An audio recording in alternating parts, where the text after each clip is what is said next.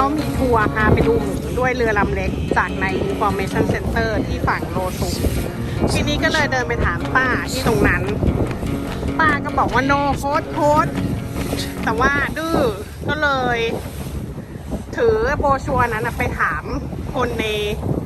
ซุปเปอร์มาร์เก็ตกับคนในปั๊มน้ำมันก็เอาสถานที่ชื่อบริษัททัวร์ไปถามใช่ไหมแล้วก็ไปที่ออฟฟิศเขาปรากฏมันก็เป็นแค่บ้านคนเฉยๆแล้วเขาก็บอกว่าให้เรามาเลยที่แบบลงเรือมาดูหมีอยู่ห่างจากตรงนั้นประมาณครึ่งชั่วโมงใช่ไหมแล้วก็เลยขับรถมาเลยแล้วถามป้าว่าแล้วมาถึงแล้วทำไงต่อเพราะว่าที่นี่เขาไม่มีออฟฟิศเขาใช่ปะป้าบอกว่าให้ดูแบบชื่อเรือ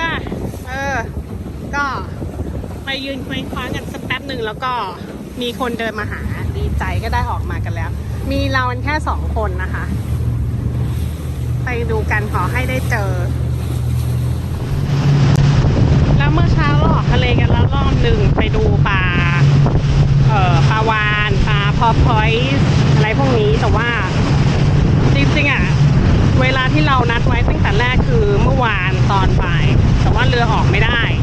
ทีนี้วันนี้ก็เลยจองตอนเช้าแล้วก็ลุ้นเอาว่าแบบจะมาได้หรือเปล่าก็มาได้แต่ว่ามาได้แป๊บเดียวแล้วก็ได้เห็นปลาวาฬ1 ตัวซึ่งก็คือเป็นสเปิร์มเวลนะคะแล้วก็ต้องกลับฝั่งเพราะว่าคลื่นแรงแต่ว่าก็แรงมากจริงๆ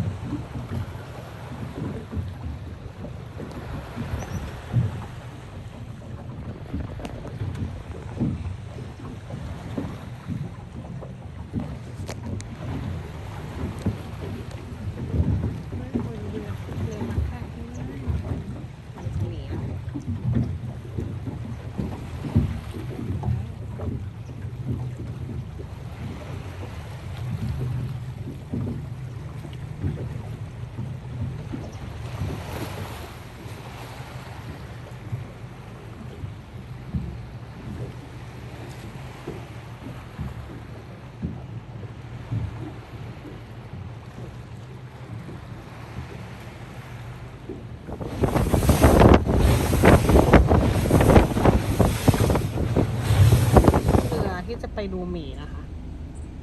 ถ้าใครขับรถมาเองก็